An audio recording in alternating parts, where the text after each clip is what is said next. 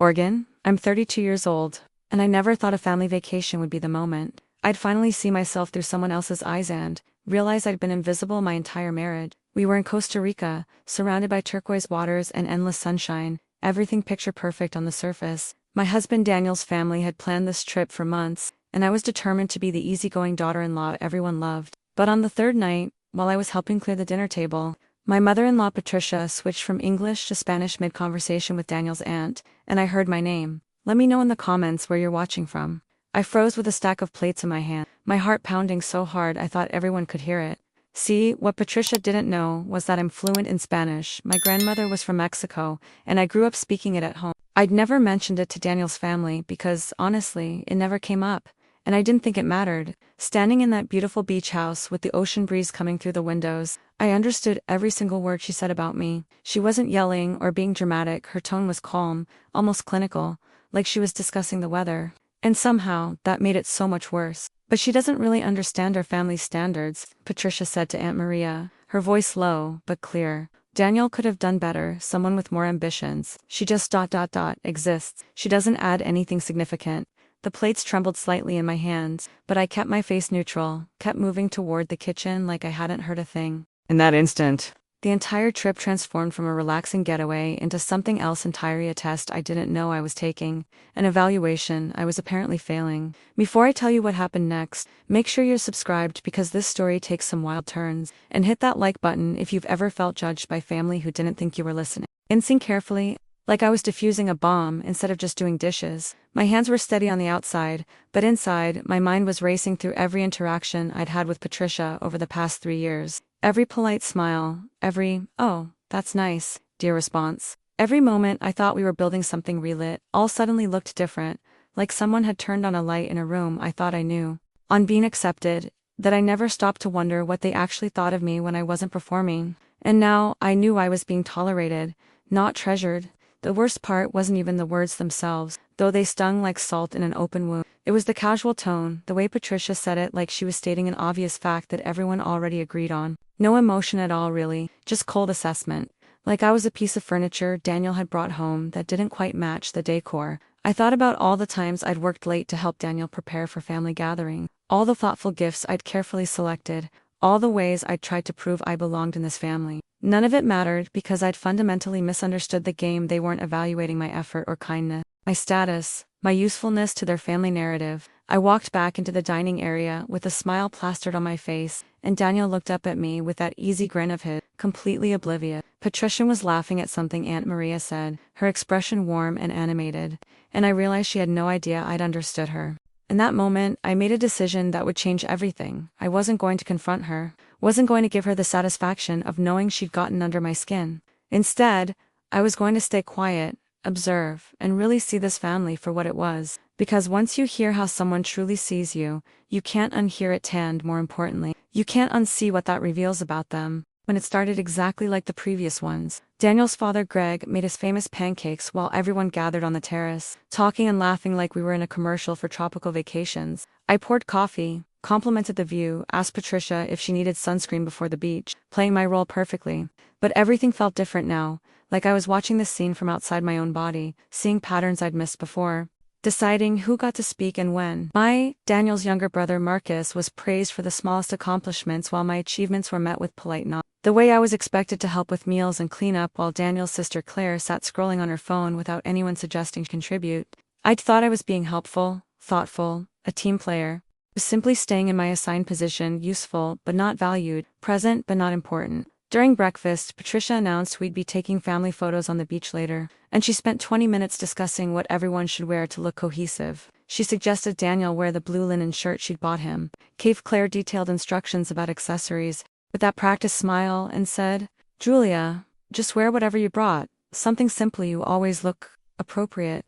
The word hung in the air like a backhanded compliment, and I watched Daniel's face to see if he caught the subtle dismissal. He didn't even look up from his phone. That afternoon, we posed for dozens of photos, big group shots, couples photos, Patricia with her children, the whole extended family arranged by height. Stood where I was told, adjusted my simple, appropriate sundress when the wind caught it. Later, scrolling through Patricia's Instagram, I noticed something that made my stomach drop. She'd posted 12 photos from the trip, and I appeared in exactly 3 of them, always positioned at the edge of the frame, almost cropped out. His siblings highlighted in the captions, but I was just the family in group shots, never named, never acknowledged. It wasn't an oversight, it was a message, clear and deliberate. And as I lay in bed that night listening to Daniel snore softly beside me, I realized this trip wasn't about creating memories together.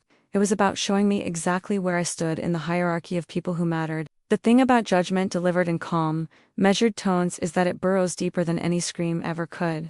If Patricia had yelled at me, called me names, thrown a dramatic fit, I could have dismissed it as her being unreasonable or having a bad day. But she didn't raise her voice. She simply assessed me like a hiring manager reviewing an underqualified candidate, and that clinical detachment made it impossible to argue with. She doesn't add anything significant. Those 5 words played on a loop in my mind for days, echoing every insecurity I'd ever felt about not being enough, not accomplished enough, not interesting enough to deserve the space I occupied in this family. The cruelest part was how she said it without malice, like she was just stating an observable fact that anyone with eyes could see. Analyzing every word choice, every pause, trying to find a way it could mean something less devastating. Maybe I'd misheard, maybe my Spanish was rustier than I thought, maybe she meant something different in context. But deep down I knew exactly what she'd said, and exactly what she meant was a disappointment. A settling, a compromise Daniel had made that his family was forced to accept. What made it unbearable wasn't just that she felt these things, but that she felt comfortable saying them out loud to Aunt Maria.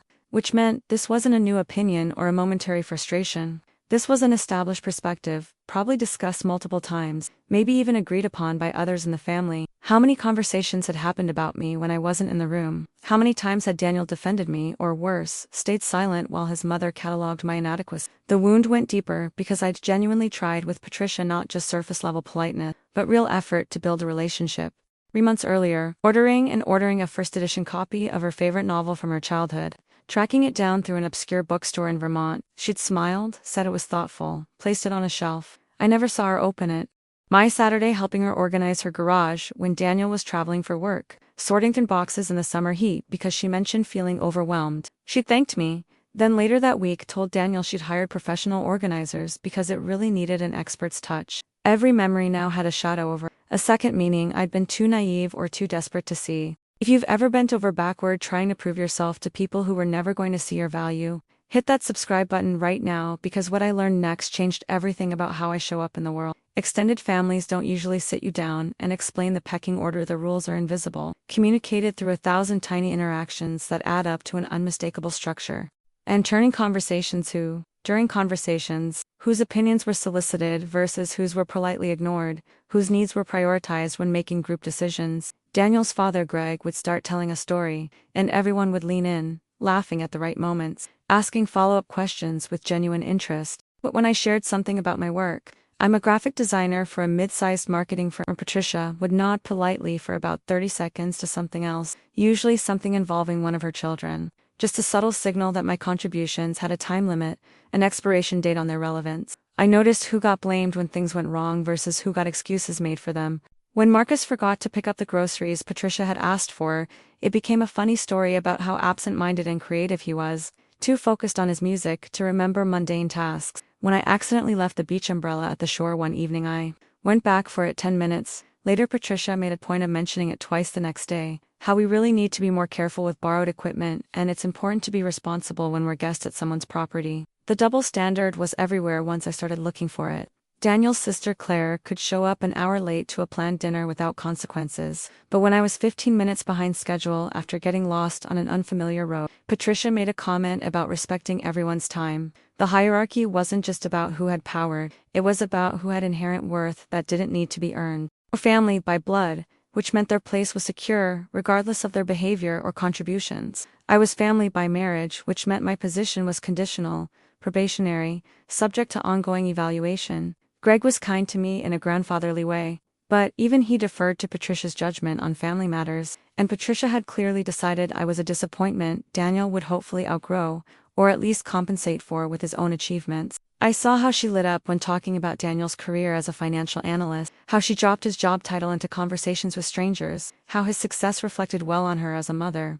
And I understood, with painful clarity, that I would never be able to earn my way into the inner circle because the game was rigged from the start. Some people are born belonging, and others spend their whole lives auditioning. or if it screamed at me to say something, to pull Patricia aside and ask her what the hell she meant by those comments, to demand an explanation or at least an acknowledgement of the pain the old version of Mitha, one from 5 years ago.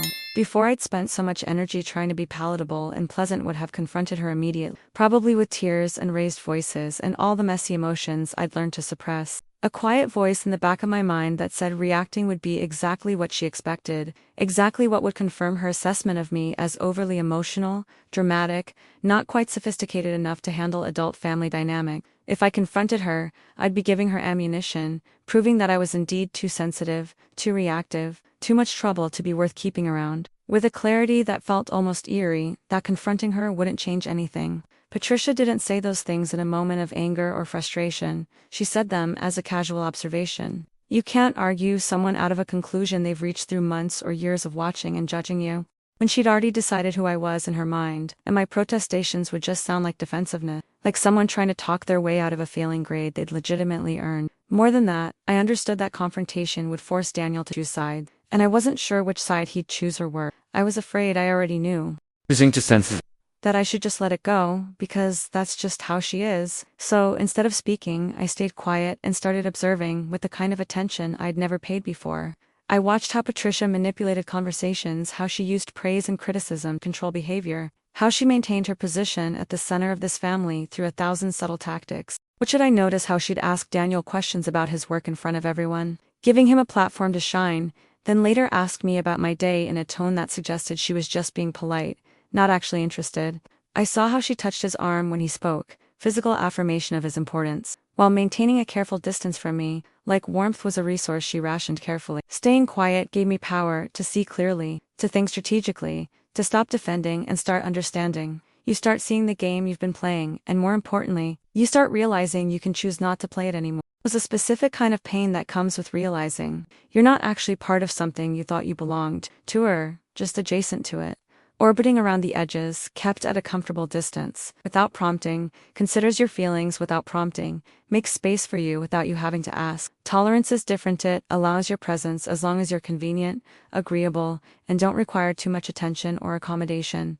Acceptance, because I wanted so badly to be part of Daniel's family, to have the big, warm, extended family experience I'd never had growing up as an only child with divorced parents. I'd mistaken Patricia's polite inclusion for genuine affection, not understanding that she was simply managing me, keeping me satisfied enough not to cause problems but never close enough to actually matter. The distinction became painfully clear during our last dinner in Costa Rica, when Patricia proposed a toast to family, the people who know us best and love us anyway. Everyone raised their glasses, laughing at the gentle joke about knowing each other's flaws, and Daniel squeezed my hand under the table like we were sharing a sweet moment. But I caught Patricia's eyes as she said it, and there was a flicker of something, not warmth, not inclusion, that I was present and playing along appropriately. She wasn't toasting to me as family, she was toasting around me, and I was expected to smile and clink glasses like I hadn't noticed the distinction. The word anyway hung in the air with extra weight, and I wondered if she'd chosen it deliberately, if she meant despite their flaws or specifically despite Julia. Before I continue with what happened when we got home, make sure you're subscribed because the shift I made next is something I wish I'd understood years earlier. And drop a like if you've ever felt like you were trying too hard to belong somewhere, you were only being tolerated. I thought about all the holidays I'd spent with Daniel's family, all the times I'd arrived with homemade dishes and thoughtful gifts, all the conversations where I'd asked questions and shown interest, and tried to demonstrate that I cared about their lives. I'd been working from a framework of love, putting in effort, because connection requires investment and vulnerability. But Patricia had been working from a framework of tolerance because her son had chosen me, managing the situation to minimize disruption to her family's equilibrium, waiting patiently for me to either improve enough to be worth keeping or for Daniel to wise up and trade up.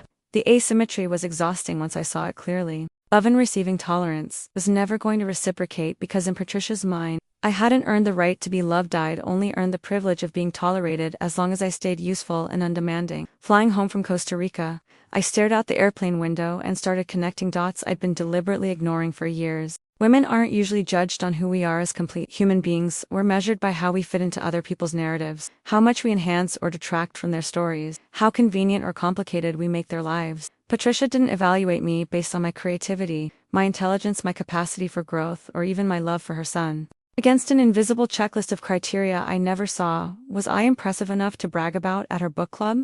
Did I come from the right kind of family with the right kind of background?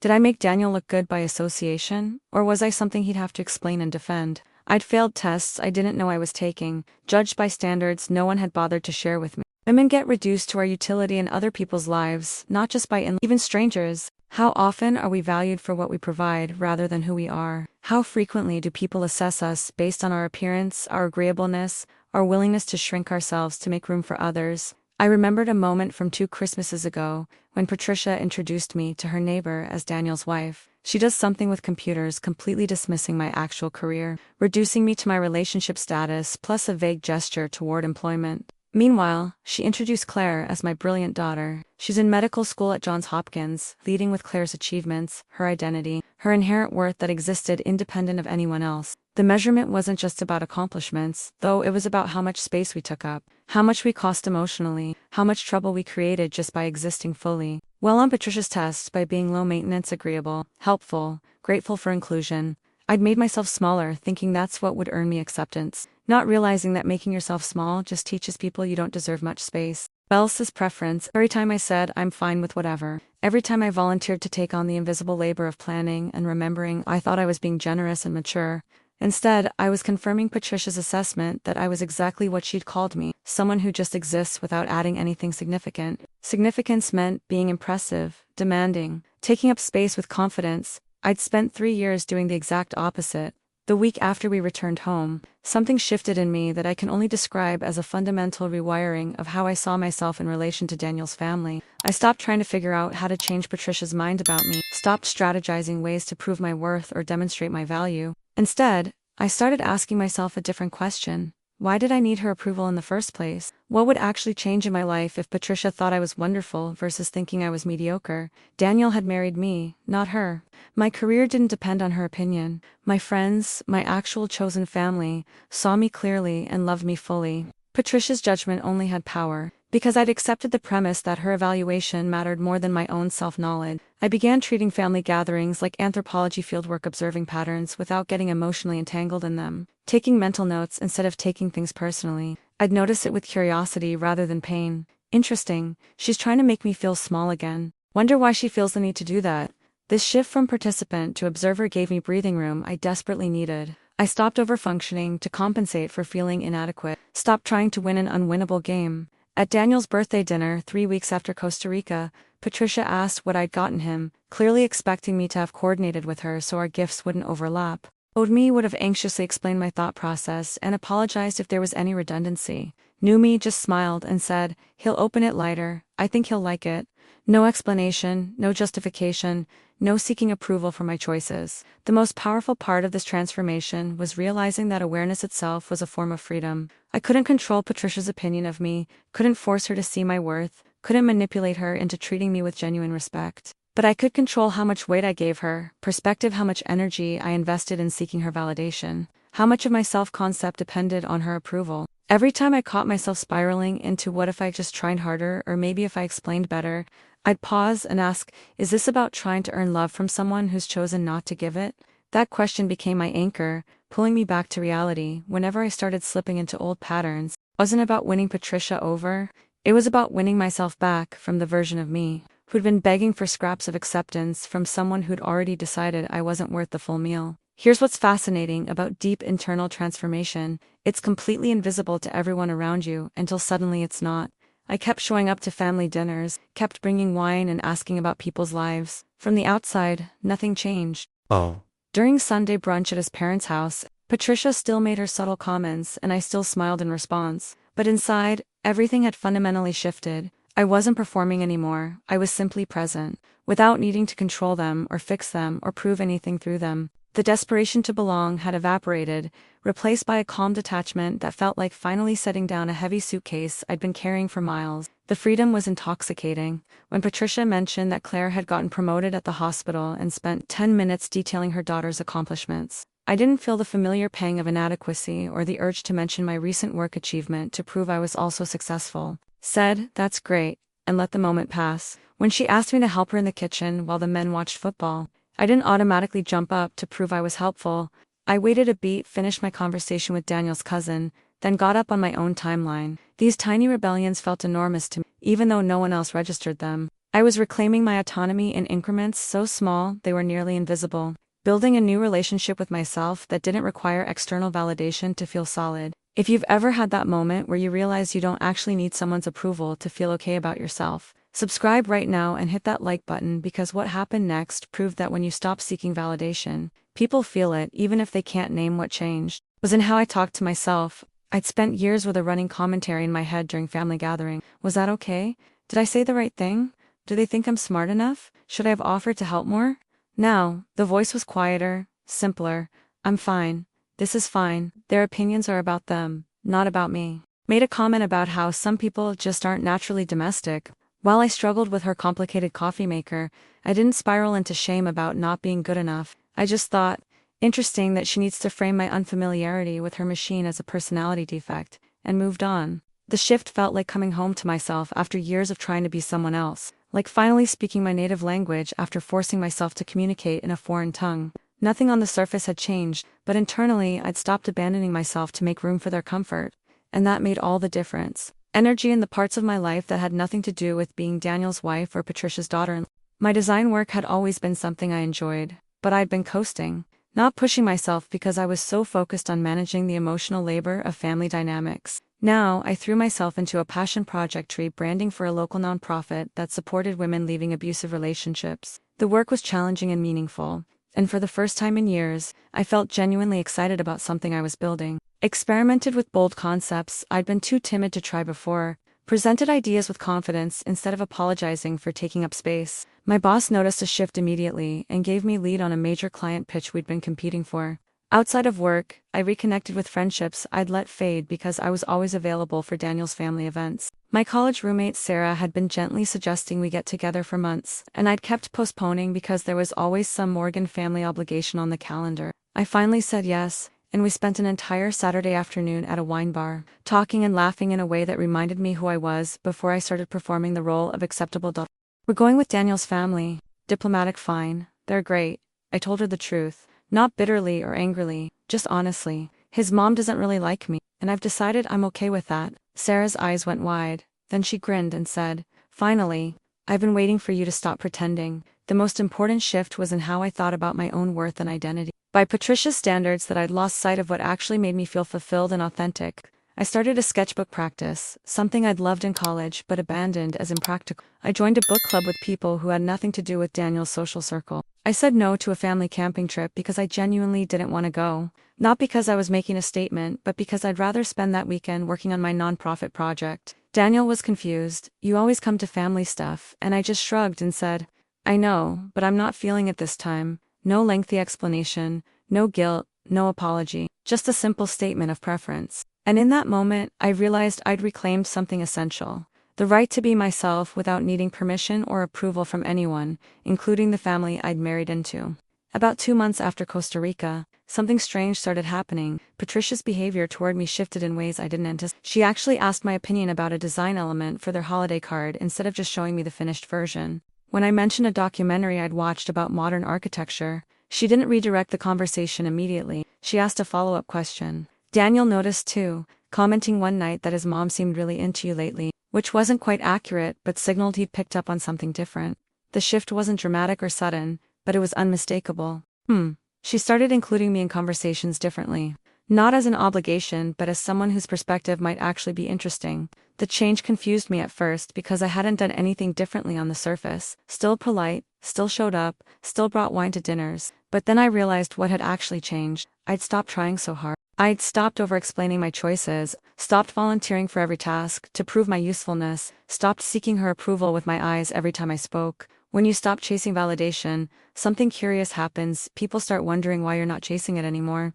And that wonder translates into a reassessment of your value. Patricia had gotten used to me being eager to please, slightly anxious, grateful for inclusion. I'm self-possessed, comfortable in my own skin regardless of her opinion. That shift in my energy changed the dynamic entirely, even though I'd never confronted her or explained what I'd overheard. The most telling moment came during Thanksgiving when Patricia's sister Lynn visited from Seattle. Renovated kitchen, explained the design choices I'd helped with months earlier, both things she'd previously taken full credit for. Julia has such a good eye for these things, she told Lynn, gesturing to the backsplash we'd selected together. She really elevated my original vision, but it was more credit than she'd ever given me before. Patricia touched my arm lightly and said, "You seem different lately, more confident, it suits you." I met her eyes and simply said, "Thanks, I feel more myself." No need to explain what had changed or why. The statement stood on its own, and for the first time in 3 years, I saw something new in Patricia's expression. Not love exactly, but respect. And respect, I was learning, was far more valuable than approval. Could have exposed. Patricia told Daniel exactly what she'd said in Spanish, demanded an apology, maybe even gotten the vindication of watching her squirm and backtrack. Part of me wanted that satisfaction, wanted to see her face when she realized I'd understood every word, wanted her to feel as small as she'd made me feel. But the more I sat with that impulse, the more I understood it would have been a Pyrrhic victory. Exposing her would have created drama, forced Daniel into an impossible position, probably caused a family rift that would define our relationships for years. And for what? To prove she was wrong about me? To force her to admit she'd been cruel? People who judge others rarely take accountability. When confronted, they just get defensive and find new ways to justify their original assessment. Instead, I chose something more powerful. I simply outgrew the version of myself she'd criticized. She'd said I didn't add anything significant, that I just existed without presence or ambition, so I became someone undeniably significant, not for her, but for myself. I took on bigger projects at work, spoke up in meetings, pursued creative endeavors that made me feel alive. I stopped making myself small and started taking up the space I deserved. The revenge wasn't in proving her wrong, directly it was in becoming someone she couldn't diminish even if she wanted to. Elevate yourself beyond someone's capacity to judge you, their opinion loses its power. It's like outgrowing a childhood bully. Eventually, they're just a person with outdated information about who you are, and their criticism says more about them than about you. The dignity in this approach was that it required nothing from Patricia: no apology, no acknowledgement, no changed behavior. My peace didn't depend on her doing anything differently. She was wrong or to suddenly see my value. I just needed to see it myself, to build a life I was proud of, regardless of her assessment. And the beautiful irony was that once I stopped needing her approval, she started offering something close to it. Not because I'd won her over or changed her mind, but because confidence and self-possession demand respect in ways that eagerness and people-pleasing never can. Revenge isn't making someone pay for hurting you, it's refusing to let their hurt define you, building something beautiful from the ashes of their dismissal, and moving forward with such clarity and purpose that their judgment becomes irrelevant noise in the background of your life. One thing: the version of me who was so desperate to be liked by Patricia that I abandoned myself in the process, it would be this: you don't need to confront every disrespect to win. Some battles are won by elevation. I wasted so much energy trying to prove I was worthy, trying to justify my existence, trying to explain why I deserved kindness and respect. But here's what I learned the hard way: people who've decided your arguments or your achievements or your perfectly crafted explanations find new reasons to maintain their original assessment, because the judgment was never really about you in the first place. It was about them maintaining their hierarchy, their sense of control, their narrative about who belongs and who doesn't. Are the ones currently bending themselves into pretzels, trying to earn approval from people who've already decided not to give it. You're working overtime to be perfect, to be helpful, to be impressive enough that they'll finally see your value. Because I lived it for 3 years. Well, perfection won't save you from someone else's prejudgment. Being more helpful won't make them appreciate you, won't suddenly make them proud of you. Because the problem was never actually about what you were or weren't doing. It was about what they'd already decided about you before you even walked in the room. And you can't argue someone out of a position they didn't logic themselves into. You can't earn your way into acceptance from people who've chosen to withhold it. What actually works is something that sounds too simple to be true but is devastatingly effective. Stop explaining yourself. Stop defending your choices. Stop trying to manage other people's perceptions of you. When you release the need to be understood by people who've decided not to understand you, to actually build the life you want. Silence plus clarity is transformative because it shifts the dynamic completely. You're no longer begging for a seat at a table that doesn't want you there. You're building your own table, inviting people who actually see your value, and letting the others wonder why you're no longer seeking their approval. Well, the lesson isn't about being cold or cutting people off. It's about recognizing that your dignity matters more than their validation. And sometimes the most powerful thing you can do is simply stop asking for permission to exist confidently. That moment in Costa Rica when I overheard Patricia's assessment hurt like halai. Won't pretend it didn't. There were nights I lay awake replaying those words, feeling the sting of rejection fresh each time. There were family gatherings where I had to actively work not to cry in the bathroom, where I smiled through conversations while feeling completely hollow inside. The pain was real and valid, and I don't want to minimize it by making this sound like some easy journey of self-discovery. It wasn't easy. It was messy and uncomfortable and lonely at times, especially before I fully committed to the shift in perspective. I'd thought I had the mother-in-law relationship I'd imagined we were building, the fantasy of being embraced fully into Daniel's world. But here's the paradox that changed everything. That painful moment was also the catalyst for my liberation. Overheard Patricia's true opinion. I might have spent decades trying to earn something that was never available, performing a version of myself that wasn't authentic, shrinking to fit into a space that would always be too small. The hurt woke me up in a way nothing else could have. It forced me to see dynamics I'd been willfully ignoring, to recognize patterns I'd been making excuses for, to understand that being tolerated is not the same as being valued. You can't unsee them, but more importantly, you don't want to.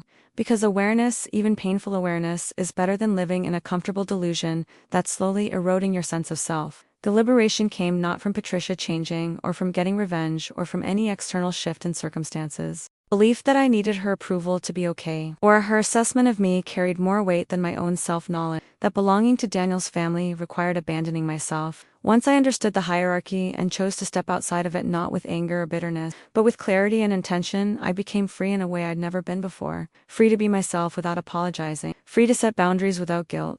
Relationships that were reciprocal and life-giving was the worst moment of my marriage in many ways, but it was also the beginning of the best version of myself. And I wouldn't trade that awareness for anything, because once you see clearly, you can finally start fighting battles that were never yours to win and start building a life that actually reflects who you are. I want to ask you something important. What would you have done in my place? Would you have confronted Patricia immediately? Or would you have stayed silent like I did? Would you have told Daniel everything?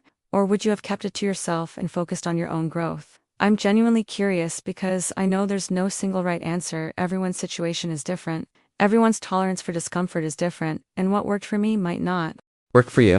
But I think the real question underneath all of this is, do you believe revenge ever truly brings peace, or does it just feed more anger? Because I chose dignity over confrontation, elevation over explanation, and it transformed my life in ways I never expected. Here's what I want you to take away from this, whether in the workplace or any situation where someone has decided you're not enough. Their assessment is not your reality. You don't have to confront every disrespect, explain every choice, or prove your worth to people who've already decided not to see it.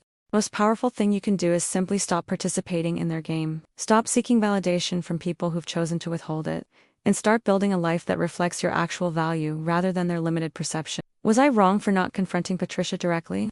Should I have created that family drama and forced everyone to deal with the elephant in the room? Or was my quiet rebellion, becoming somewhat undeniable without needing her permission, the right move? Let me know in the comments what you think, because I'd love to hear your perspective. If this story resonated with you, if you've ever felt judged by someone who didn't really know you, if you've ever tried too hard to belong somewhere you are only being tolerated, you're not alone, and you're not weak. This journey taught me that awareness is liberation, that silence can be powerful, and that sometimes the best revenge is simply refusing to let someone else's judgment define your worth. Make sure you subscribe to this channel because I have more stories about navigating family dynamics, setting boundaries, and reclaiming your power in situations where you feel powerless. Hit that like button if Julia's journey inspired you in any way. Turn on notifications so you don't miss the next video. And share this with someone who needs to hear that they don't need permission to exist confidently in their own life. For listening to my story and for being part of this community, I'll see you in the next video where I promise the story gets even more intense. Take care of yourselves, and remember your dignity is always worth more than someone else's approval.